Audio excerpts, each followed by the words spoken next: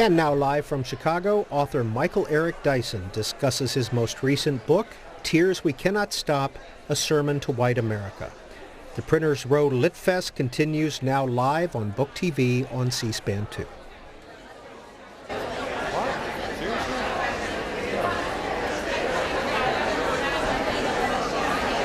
Yeah. I didn't touch that.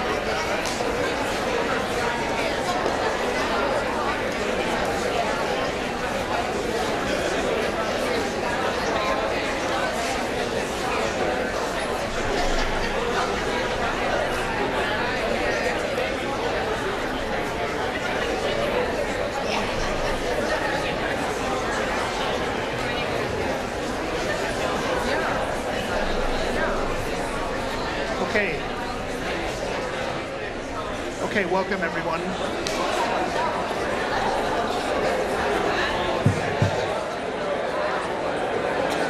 Okay, welcome everyone to the 33rd Annual Chicago Tribune Printers Row Lit Fest. We're going to get going here while the audience is still filing in. My name is Tom Pascalis. I'd like to give a special thank you to all of the festival sponsors. Today's program is being broadcast live on C-SPAN 2's Book TV. We're going to have some time at the end of this presentation for audience questions. We just ask that you line up at the microphone to your right so the home viewing audience can hear the questions. With that, please join me in welcoming our interviewer, Jennifer White, co-host of WBEZ's Morning Shift and the host of the WBEZ documentary podcast, Making Oprah.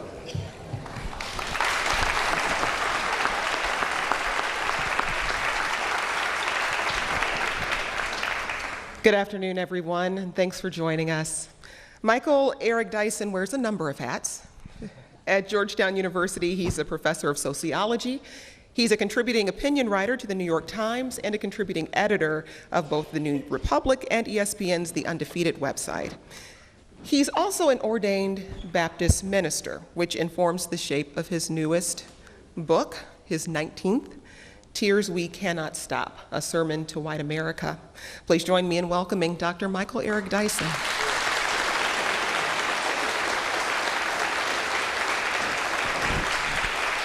Thank you. Let's start with why you chose to shape this book as a sermon. Well, first of all, I want to thank Ms. White for this extraordinary engagement, and to the book festival. Love this this book festival. I've been here before, and just love coming back to Chicago and hanging out. Shout out to C-SPAN. What up? So, you know, I like to say the sermon chose me to keep in a religious theme and vein. I'd been struggling with my editor and agent, and you know, the book wasn't going as swimmingly as either or any of us wanted. I had written an op-ed for the New York Times in the immediate aftermath of the deaths of Mr. Castile and Mr. Sterling, and I'd had enough, and I said, you know, we got to do something about this. So based upon that outpouring, this book was generated, or at least the idea for it, the concept of it, and yet the execution of it was a bit more difficult. One thing to write an op-ed, another thing to write a book. And so I wrote about 60 single-space pages, maybe 120 double-space, and, you know, who's counting but Lord? And then they were like, yeah, not really. I was like, for real? Like that many pages? So had to start again, because if you're going to be a serious writer, you got to take your ego out of it, right? You got to, I think it was Dr. Johnson a few centuries ago said the greatest writer is the one able and willing to strike his or her most cherished word. Sentences are different, pages are even more powerful and painful. So I began at the beginning, so to speak, and then, you know, a lot of cussing and... You're a minister. Yes, ma'am. Oh, don't nobody cuss like ministers. Let me... Yes, we have an anointment of cursing. A gift of obscenity. So, you know, but mostly it was cussing out of me. And back and forth and back and forth. And then one night I went to bed, and it struck me in the middle of the night. I hate to be dramatic, but it's a true story. I woke up with a start and said, man, why don't you go back to what you started with? Why don't you just preach to America? Now, I know that has a bad meaning. You know, people hear, stop preaching to me. And as a preacher for over 38 years, I get it. Because I'm not one of those preachers who believes in thundering down, you know, ex cathedra in apodictic terms from the highly elevated chair of authority. I believe in getting in with the masses and trenches with people and trying to figure the stuff out. So I said, though, but that's my vocation. That's my bread and butter. That's what I've been for so long. And it started to flow. I sat down and wrote what you see at the beginning of this book, and in one form. And from there on, I knew that I had tapped into what for me was the most salient dimensions of race cast in a sermon, because I'm speaking to white brothers and sisters. And speaking directly to white brothers and sisters. You know, some black people, why are you talking to white folks? Speak to yourself, do your own thing. I got plenty of books. You know, I'd hate to be like Jay-Z. You want my old stuff, read my old albums.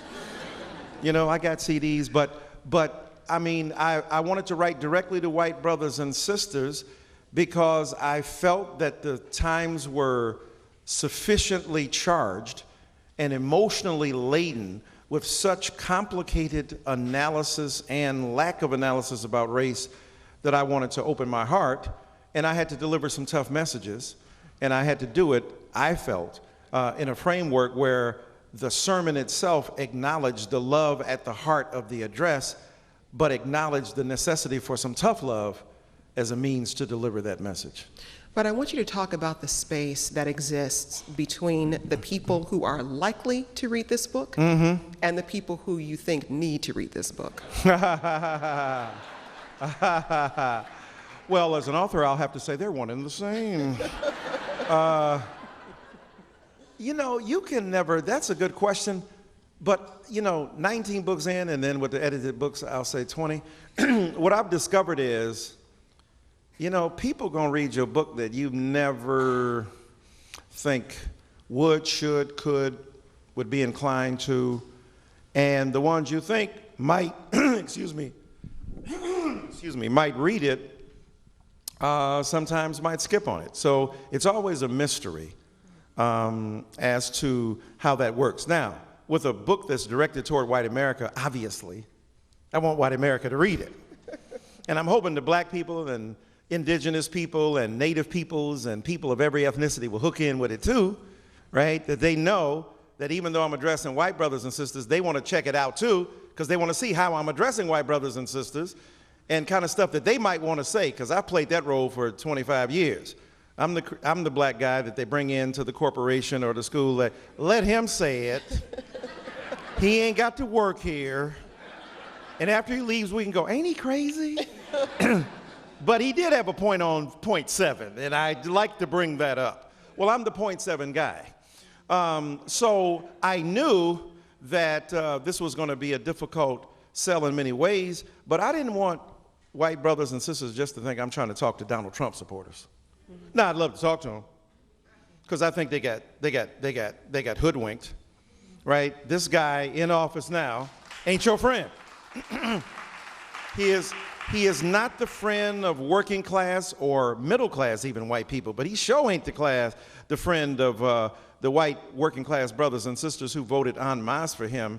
And now he put in a bunch of billionaires, you know, of every ethnicity and gender, right? He's equal opportunity in his obliviousness, and he ain't their friend. So I definitely want to speak to them, but I also wanted to speak to white brothers and sisters who thought they didn't need to hear it. You know, and I've gotten so many letters, thankfully, because I do get letters, and I do get emails, and mostly they are full of epithet-laden discourse from many white brothers and sisters. I've gotten so used to the word nigger that I just say, could you at least call me Professor Nigger? That's all I'm asking. Right now, all I want is a Dr. Nigger, and I will be satisfied because y'all are off the chain. But many white people reading that, because I talk about it in my book, because I laugh about it now, but it's a very, very painful thing, and I just left Bill Maher show, got on the red eye, so. We'll get to that. Yeah, I know, right? So I'm saying, so I know about the N-word and its use and what that might mean. So a lot of white people reading that said, I just want to send you some love. I read about what you said. I think this book is extremely important. You're speaking for me. That's a new one for me, you know. I mean, well, maybe if I'm talking about Tennyson or Derrida, Foucault or the average white man, you know, maybe white brothers and sisters see, or the Temptations or stuff that they like. Yeah, I'm used to that. But in terms of a specific racial dynamic that argues about the way in which race has been constructed, especially around notions of white innocence and white privilege. So I had to go there, so to speak. And many white brothers and sisters have been extremely receptive. So I would love for some of the Donald Trump folk to read it, but I think that the non-Donald Trump folk need to read it. I think that the Hillary people need to read it. And I'm a Hillary booster from day one this time around, right?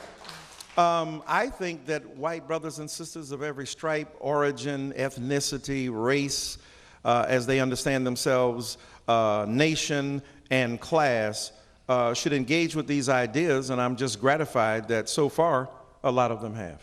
Let's talk about how you're defining whiteness, because that term gets thrown around quite a bit. Right. But you're defining it in a very specific way. Yes, ma'am. Well, I do say in the book that you know, to white brothers and sisters, there's no such thing as whiteness, though so many white people exist. So, like, what? So what I mean by whiteness is not simply, look, we're looking out on the audience, we would say predominantly white audience, right? Thank you for coming. You know, we'd say, well, that's common sense. Of course, we know what we mean, you know. It's like the Supreme Court justice. I might not know what obscenity is, you know, to define it, but I know it when I see it. And I don't necessarily know how to define white folk, but I know them when I see them. But what I'm suggesting here is that whiteness is a defense mechanism against an awareness of the complicated convergence of multiple strands of American identity. Let me unpack that. That there is no such thing as an American in the singular, that all of us have the potential and possibility, if we are citizens here, to define what it means. And yet whiteness has become co-equal with and coterminous with the beginnings of whiteness and Americanness are seen to be indissolubly linked. So what I'm trying to do is to ask about whiteness. Whiteness is a construct. It's a fiction. It's a myth. It's a projection. People here from Eastern European countries, people come in from Lithuania, or who are Irish or Italian or Polish. We turned the river green here in Chicago. I lived here twice and taught at DePaul and at Chicago Theological Seminary, the greatest, most beautiful downtown in America, right here in Chicago. And amen. And some of the most vibrant black communities in this country, and ethnic communities as well. So, but the thing is that those ethnicities, and many white people will say, hey, I'm not white, I'm Italian or Irish and Polish. But in America, in the crucible of race, those ethnicities are pulverized, and the residue is what we know as whiteness. James Baldwin talked about it as a fiction, racial identity. All of them, honestly, are fictions, and yet they are useful fictions or destructive fictions. They are the ways in which we try to grapple with the world around us. We are not born with a sense of what it means to be white encoded into our genes. There's no DNA, genetically speaking, that is heritable or transmittable, predicated upon biological determinism and the destiny that has been inscribed in your very Mendel-like genes, or Lee genes, or whatever ones you chose to wear today. But it is something that we make of, that is race, in society. Race is the byproduct of the attempt to exercise a certain kind of provenance, power, providence, control, self-definition over against others, and in regard to oneself, asserting either one's inherent inferiority or most likely superiority. So whiteness for me is not just something folk are born with. It's a cultural construction. It's a sociologically defined reality. It's a politically charged idea. It's a myth and a fiction that is undergirded by and underpinned by real political and empirically verifiable power. And so I want to, ask people to think about what that might mean as they think about race. Now, anybody saying this, many white brothers and sisters don't think of themselves as white or possessing a race in the same way that black people and brown people and others do, right? When we think race, we think, oh yeah, black people or African American. We don't think, hey, white. Just like men, when we think gender, we don't think men. We think women. Oh yeah, it's the feminist movement. I don't know if we're at the fourth wave not, but I know it's out there and it's going strong, right? We don't think, oh, your masculinity is a construction of gender. And often our unconsciousness about our masculinity renders it especially toxic. So many white brothers and sisters are not asked or taught or engaged or encouraged to think about themselves as raced, as Toni Morrison would say, possessing a race as well. And I wanted to kind of throw that on the table once again in this book.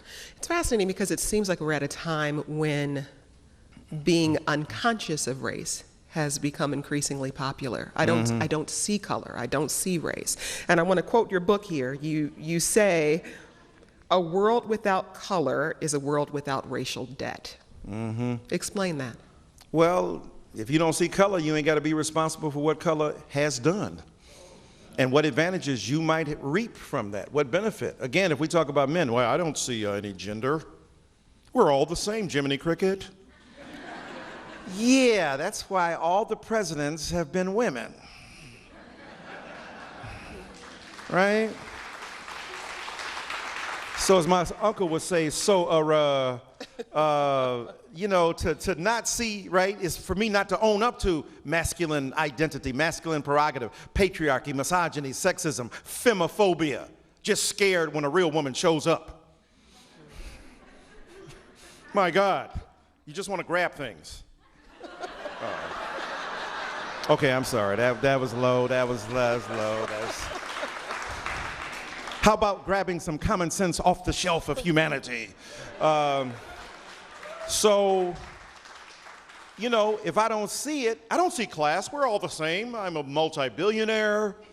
You make $20,000 a year with 5 people in your house. We're all the same. I don't see class. All right, you see how ridiculous that is. So think about it when it comes to race. I don't see race.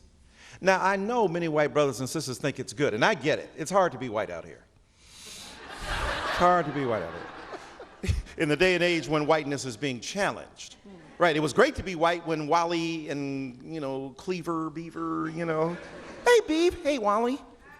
It was great. Father knew best. It was unified. The unanimity of whiteness was unchallenged, even though it was fractured along axes of class and sexual orientation and race, gender then. But, we didn't speak about it much. It wasn't articulated as publicly. So it was great to be white when you didn't know you were white. And now it's hard to be white. How do we be white? Do we act like we know color? Because many white people think they're doing a good thing. So let's just acknowledge that. They think, hey, I don't see you, Mike. You're not black. You're olive color to me. As one white person told me once. Olive? Oh, okay. I'll try that again. No laws against olive people. No segregation against olive people, right? Because if you see my race, then you've got to acknowledge even unwilling and inadvertent complicity with a structure that has dynamically disadvantaged some and blissfully benefited others. So some white people don't want to see race because they don't want to get caught up in like, hey, I don't want to get caught up in racial definitions because they have ruined America, and therefore I want to get to an ostensibly Archimedean point of objectivity beyond the give and take of race. I get that. It's a good intention, but it's a bad consequence. And then there are some who just don't want to own up to it, you know? I don't see race, you know, it's like they don't want to see race, but you're going to always have a sixth sense operating. I see white people. Right? You got the Bruce Willis going on, you know, who doesn't even know that he's dead. Hope I didn't give the movie away for people who have not seen it. If you ain't seen M. Night Shyamalan's movie by now, shame on you. So like Bruce Willis, who doesn't even know he's dead, and the young white kid who's alive, Brother Joel, has to dead whisper him, literally ghost whisper him, and let him know that no, indeed, you are not with the living. And many of us are like that little kid. We got to remind white folk, no, there's color. I see color, and you're part of it. So the avoidance of color, the avoidance of race, the complication of debt means I have to own up to my privilege. And I know there's some white brothers and sisters say, hey, I'm a poor white person. I ain't got no privilege. And as I say in the book and elsewhere, one of the greatest privileges of being white is encountering. Somebody let the man in. Somebody let the man in. Someone knocking at the door. Somebody ringing the bell. Do me a favor, open the door and let him in. Or her, or them, or the children, or whoever it is. He really wants to see me. I'm trying to see Dyson. He has to buy 5 books now. I'm just sorry. All right. Thank you, bruh. Thank you, bruh. Thank you. Let my man in. All right, thank you, sir. All right, if he ain't my man. And you ain't even stand? Oh my God, put him out. Okay, all right. So I will say this. I'm not saying that's an inadvertent display of white privilege. I'm not saying that at all. I'm not saying that. Bang down our doors and they don't even leave no offering. So the thing is that for many white brothers and sisters, if you encounter a police person and you live to tell about it, you ain't got to be rich, you ain't got to be famous. And in many instances, you're white. And that interaction tells on the limits of race in America and the privileges that some people have. So yeah, I wanted to talk about it in that way and force us to open our minds to at least think about it. I want you to talk about the impact the structure of whiteness has on how black people perceive one another. Yeah, that's psychoanalytic right there, man. That's Carl Gustav Jung and Sigmund Freud. Yeah, it hurts sometimes when white folk make us think that one of us is better than the other, or white privilege, not individual white brothers like y'all, but white culture, the seduction of a mythology of what's beautiful, thinner nose, thinner hips, Vogue magazine versus Essence, the shape of things to come. I mean, Ashley Graham is a beautiful woman, but there's a whole lot of black women look just like her, right? That ain't got no love, and I'm glad Ashley Graham got love. I know it has love. I just want to articulate in a bonicized expression here today as the predicate of our interchange. A whole lot of black women ain't got that kind of love. Big hips, big lips, you know, big boned, as they say in many communities. You know, black women who were shapely or thin. When Cicely Tyson had those beautiful lips, they were demonized. But when Julia Roberts got them, they were gorgeous. And they are both in each case, gorgeous. But why is it that our own self-definition is predicated upon seeing ourselves through a different culture? Du Bois said it's a strange thing to see yourself through the prism and the lens of an alien people, of a different people, of a dominant people, of a majority culture that teaches you how to see yourself, that distorts the perception you have of yourself. So that no matter how beautiful you are, you know what it's like? Y'all remember the Munsters? Yeah, y'all remember the Munsters? Eddie.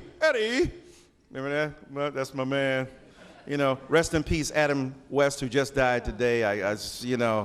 Oh my God, 88 years old, Batman. Pour out some liquor for that brother right now. I gotta pour out some liquor. Yeah. Kapow! Boy wonder, we must now get to the work of what we're doing. Are you sure, Batman? Yes. Now he was black because he was cool. Right? Very zany, very campy with the black mask on. We wear the mask too. We know what it means. He was signifying on his blackness and you didn't even know it. Batman, rest in peace, Adam West. Okay, I was just making that up, but still, I mean, I'm just. But, where was I?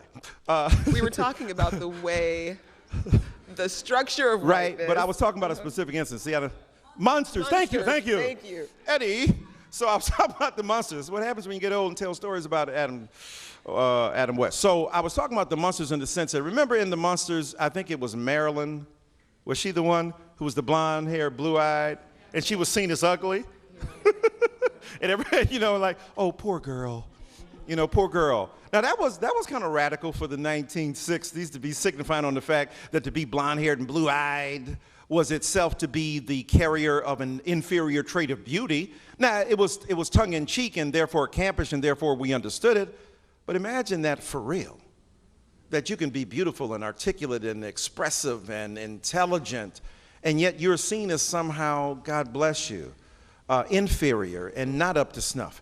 So partly what the structure of whiteness does is seduce us into complicity with our own self-derogation, our self-degradation, our self-annihilation, the hatred of self, the disrespect of self, the disregard for self, and the inability to appreciate the specificity of our uniqueness and the wonder of who we are as a people. And I'm not saying all of the interaction with whiteness and blackness is like that, or whiteness in any minority tradition. There are some edifying dimensions to be sure, but the cost and the price we pay for not appreciating who we are as a people in our own unique beauty is something that tells on us. And the hatred we have for each other as black people, I don't know if white people are aware that there's a big argument about light, bright, almost white versus darker people and blacker people and browner people. My daddy was blue-black, almost purple-black.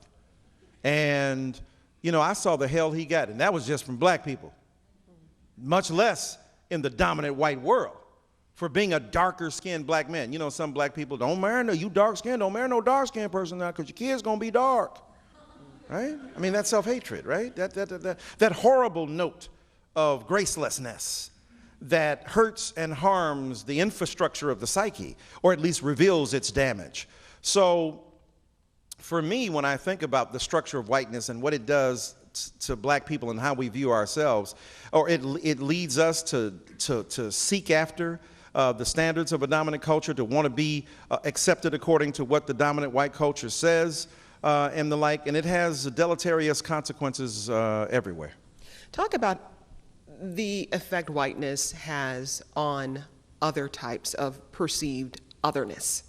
So beyond race, when we talk about sexual identity, when we talk about religion, expand it out a little bit. Well, I think I know what you mean. It's a really powerful question. If whiteness is set as a standard, an unchallengeable standard, an implicit one, one that can ostensibly be empirically verifiable. We can prove it. We can show you that this is the best. You think about, is it Steve King, the congressman? Hey, no other culture's done anything. We've done everything. Right, slow down with that, brother. Slow down with that, all right? But he thinks he's got proof, and he's going to tell you. He's not going to say, hey, Africans in Euphrates on the Nile, and they were smelting iron ore when you were in your baby pants, right? There's no comparative analysis. There's no comparative anthropology. There's no understanding of the derivative anthropology of human identity, that its African basis, not in a narrow ideological way along a spectrum of either nationalism or universal conceptions of human identity, just as a fact of the science that we say is the predicate for everything we do that's good. then there's a lot of bigotry and a lot of prejudice and a lot of racism and a lot of ignorance out there. So, but a lot of people think of whiteness in that way, the manifest superior position, authority, and identity. Well, think about that in regard to others. Think about it in terms of how gender operates, or sexual orientation operates, or class operates, right? So both as a kind of definable analogy, that in the same way that whiteness is seen as the unchallengeable predicate of our existence, the beginning point of how we think about race, maybe heterosexism operates in the same way, right? Thank you. That people who are heterosexual unconsciously think that that's the norm. And everybody else, since you're a minority, and it's only 10% of you, 3% of you, 5% of you, this, right? You are against nature, because nature didn't hook us up for you to procreate, because now you got to argue that procreation is the predicate of sexual intimacy. Otherwise, right, the biological determination of destiny will be compromised, and the ability of the species to perpetuate itself will somehow be lost. But then they don't even get into the complicated configurations that make sex much more than the perpetuation of the species and the potential for intimacy, for exchange, for power, and the like, which is why we don't have a serious theory about rape, which is not about motivated sexual ethos and identity, but about the exercise of lethal power from one gender to another, or even from within that gender. So now heterosexism becomes the unchallengeable norm. And the irony is, I don't know if you was asking me this, but I'm gonna throw it out there. The irony is that some people who are minority vis-a-vis the white versus others dominance purchase a little bit of that white authority, right, by becoming a heterosexist, so that homophobia becomes a way of becoming American. Right? Because now, hey, they close me out because of my color, but I can get back in because I'll identify with them when it comes to sexuality.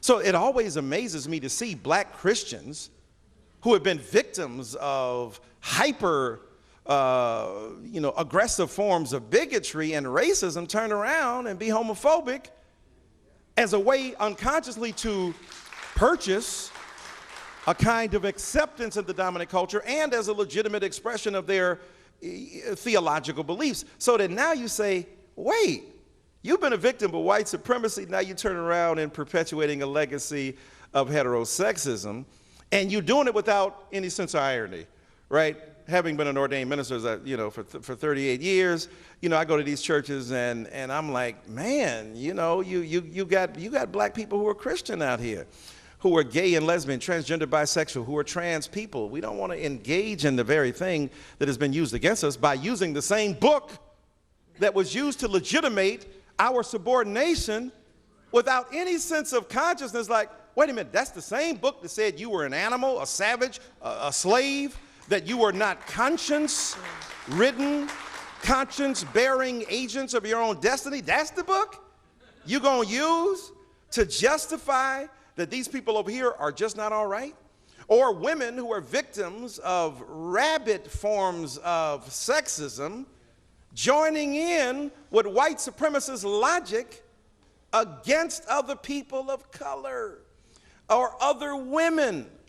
So they're your same gender, they ain't your same race or your ethnicity, and yet the power of that white supremacist logic trumps the putative solidarity that can be generated by identifying as a gender. So whiteness metastasizes across the body of American and Western ideas, and not just there, by the way, to really provide, I think, an inglorious metaphor for how dominance works and how people who are in the dominant culture or the dominant race or the dominant gender or the dominant sexual orientation must always pay attention, or the class must pay attention to how the seductions of unanimity and univocality, one voice, one vision, one way of seeing things, has to be shattered by the fact that there are real existing human beings who don't fit into any stereotype that you have, any category that you have, and by jing, they deserve the same recognition and respect as anybody else.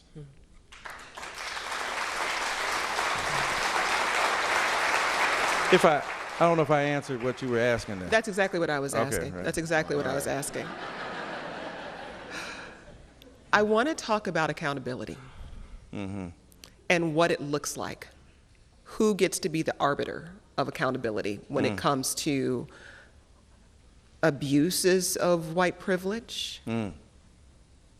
I think we had a shared experience this week with Bill Maher, Right. using the N-word on his show. Yeah. And you went on last night to talk to him, had a very thoughtful conversation.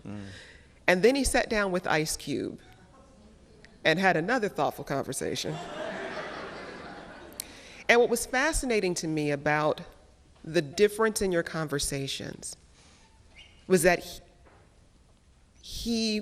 it felt comfortable for him when he was speaking with you. You were engaged with one another. You're clearly very familiar with one another. He was very uncomfortable when Ice Cube started to speak to him. And then when Bill tried to redirect the conversation, Ice Cube said, well, I wasn't done talking about this.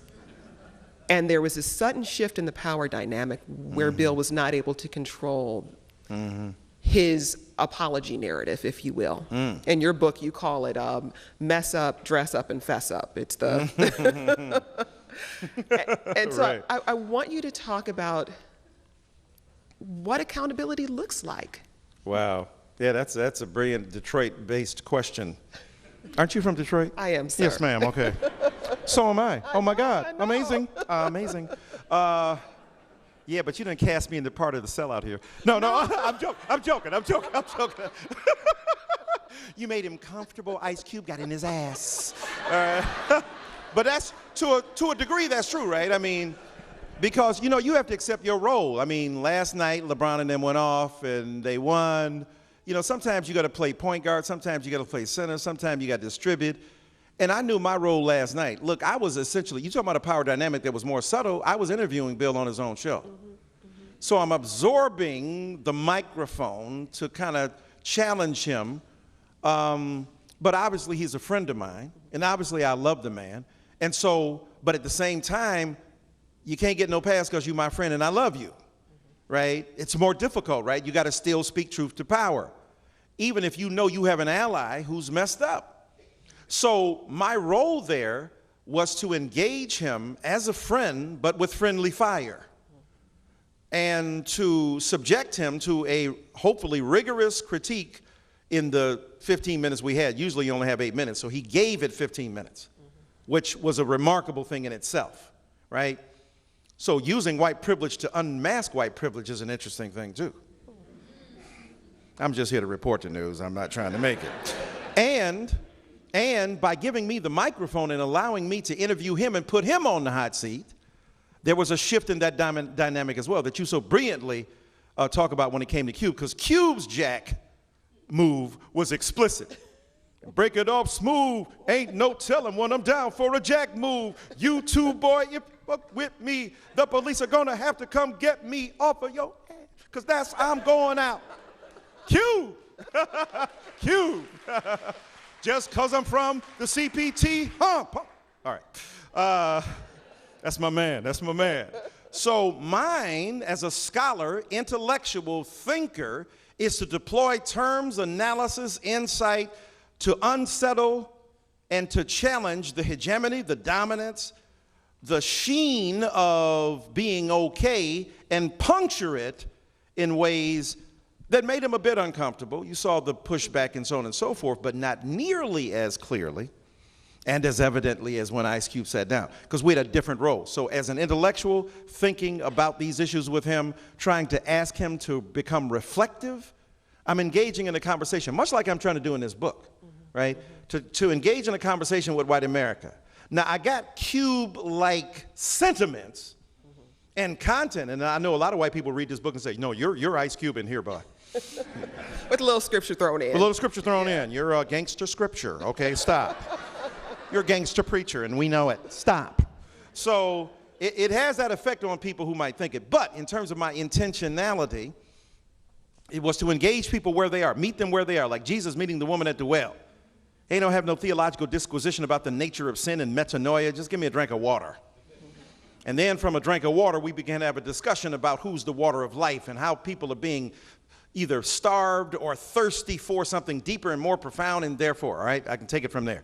So that's what I try to do with a guy who's my friend, who's an ally, who I knew had made an ignorant statement that resonated with racial animus and discourse in America, whether he intended it to or not. I don't think Bill Maher's a racist, no. But he used a word that has signification in the ecology of racial dynamism and animus. So whether you intended to or not, like my pastor used to tell me, a mosquito don't mean no harm, it just wants some blood, but it could give you malaria. It ain't the intent, it's the consequence. So Bill Maher didn't mean to hurt black people, but you did.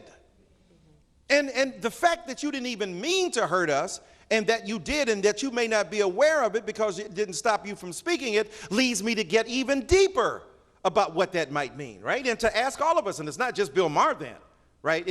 It transgresses against and transcends those narrow boundaries, and it implies and implicates a lot more people, which is what I'm trying to get to, the universal resonance and signification, excuse me, of what that might mean. When Ice Cube comes along, so I do my thing, 15 minutes, I take the microphone, so to speak, I become the interviewer, I put him on the hot seat, I extend it twice at the time. It was supposed to be 8 minutes, it turns into 16. So there was mine was more subtle subversion. You know, the kind of bringing the heat with a kiss. Ice Cube brought a kick, right? And he was like, nah, I knew you was going one day anyway. That's how it starts. And then Ice Cube is equally, I think, rigorous in his demand that this is what it means to black people at our gut levels. This is what this country has invested in over time and space. And as a result of that, we got to tell the truth. And a lot of people ain't trying to hear it that way, don't want to, are not comfortable with that, an uncompromising articulation of that truth. Now, as a gangster rapper, and as a gangster rapper who had politics in his flow, right? Think about it. When Ice Cube, after police coming straight from the underground, a young brother got it bad because I'm brown and not the other color, so police think they have the authority to kill a minority, blank that, because I ain't the one for a punk blank blank with the badge and the gun to be beaten on and thrown in jail. We can go toe-to-toe in the middle of a cell, messing with me because I'm a teenager with a little bit of gold in a pager, searching my car, looking for the product, thinking it's selling narcotic. Now, that's politically motivated gangster rap that understands the bruising consequences of police brutality and the invidious way in which that white supremacy channels itself through state force and state legitimacy. Badge and a gun, they're legitimated, will hardly be held to account. Ask the family of Laquan McDonald, ask the family of many people who have been victimized here in Chicago or in Cleveland or in Detroit or in Baltimore. So the reality is that given all of that, it's very difficult to get to the heart of the matter and to the truth of it, and a lot of people don't necessarily want to confront that head on. I try to do that in my book. Last night, Ice Cube gave a condensed version of that, an unapologetically, an unapologetically aggressive assertion of the need to respect black people and to establish those boundaries of what's acceptable and not acceptable. And I think it gave the show an interesting dynamic. And then when you throw in Miss Simone Sanders, the CNN, commentator who also ran Bernie Sanders' aspect of his campaign, then you had three different visions of blackness operating, ironically, on a guy's show who a week before had talked about being a house nigga, and now got three black people dominating his show the next week. In an interesting way, not simply as an extension of an olive branch or a mea culpa, but as a way in which, as you said, blackness refused to be sidelined, refused to be subordinate, and asserted itself at multiple levels on that show last night. I think it was a remarkable display of both the variety and diversity of black approach and black sentiment, even though we were all unified in our beliefs, and the different philosophies and methodologies of engagement that can be displayed when black people are offended by or fed up with a particular word, idea, sentiment, passion, or reality. We have time for just a few questions, and you can line up at that microphone right there. I just would ask that you keep your question pretty brief because we just have a few minutes. Thank you so much. I went to Georgetown University and was really dismayed to learn of its early 1800s selling of slaves to raise money for the college. What do you think about their handling of that and about perhaps a larger issue of reparations, if only to save our white souls of its original sin from slavery? And that's something you actually address in the book. Yes, sir, but God bless you with that. Very eloquent. Wow. Yes, I do address it in the book. I talk about Georgetown. I'm proud to be a member of the Georgetown faculty, although I'm not, obviously, as you are a graduate and I'm a professor, not proud, and nobody there now is, for the most part, proud of what went on a long time ago. I say for the most part because I do get hate mail from people who say they're Georgetown alums. Just want to keep it real. And they be sounding like they're real happy that that stuff went on in the 1800s. But for the most part, nobody's happy with that. The president is an extraordinary man, Jack DeGioia. The committee that determined that we got to do something, because it's one thing to yap about it, it's another thing to do something about it. It's one thing to say, hey, we were wrong, but your point about reparations is extremely important. Now, what we've made so far, the steps are that we're going to look for the descendants of those particular enslaved and then offer them the same kind of recognition that people who are alums of the school get, right? That's a start, but, you know, people who were 272, who were the basis of your economy, are a little bit more than alums and should get a little bit more than that. I say this because I say it to them. I'm not saying anything out of school. Of course, we got to push further. We had to ask, you can't just open the school to them. Can you give them some scholarship money? Can you hook some brothers and sisters up and give them the wherewithal to be able to go because they were systemically denied the opportunity? Because it's not simply the opportunity of schooling that's denied, it's the opportunity of schooling in concert with careers that would allow you to accumulate capital to be able to exercise authority over the dominion of your own life, so to speak. So I think it's extremely important. And I talk in the book at the end about individual reparations. You're right, reparations are important because they are a matter of justice and I think of politically necessary, if you will, renegotiations of relations in American society and the state, but we know it ain't gonna happen soon. So what I offer to white brothers and sisters is the possibility of doing individual reparations and opening individual reparations accounts. And a lot of white people have read this and wrote me. They said, we took you seriously. Here's my individual reparations. There were some broken down computers we had. I took 25 of them. I got them fixed. I took them to the local school with black students and their faces lit up and they sent me the pictures.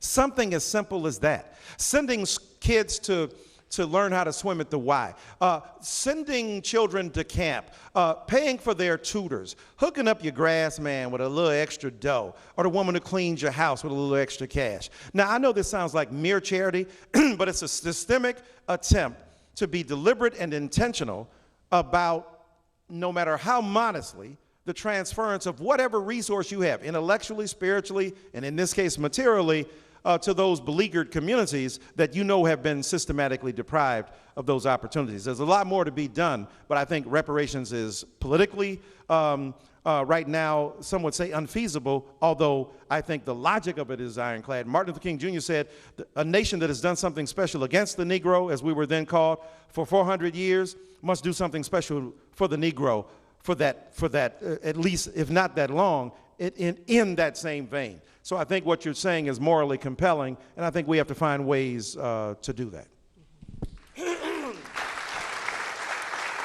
We have time for just one more question. Hi, thank you. I'm a scientist and a poet from India visiting this country.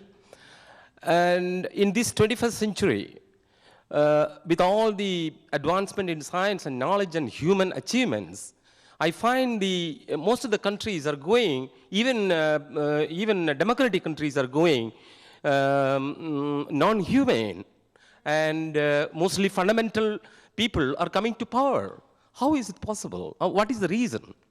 And I think we have just about a minute left for you to answer that question. Shit's just messed up.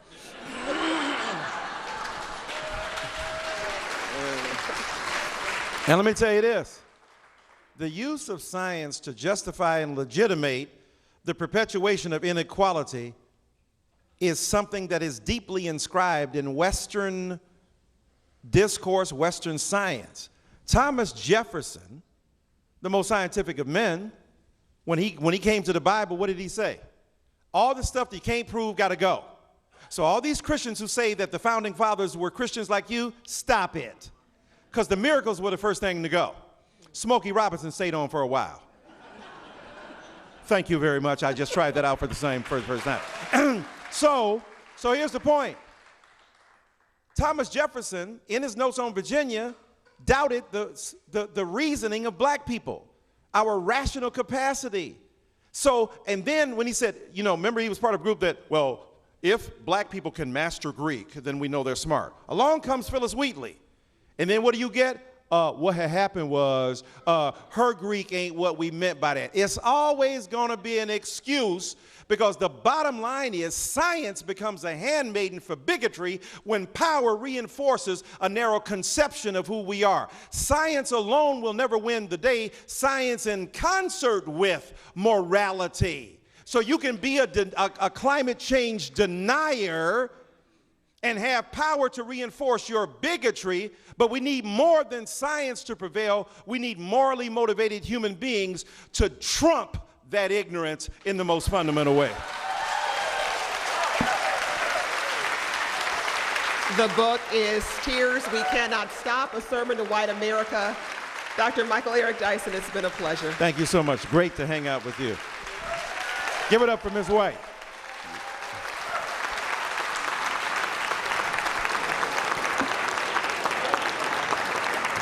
Well, thank you all for coming here today.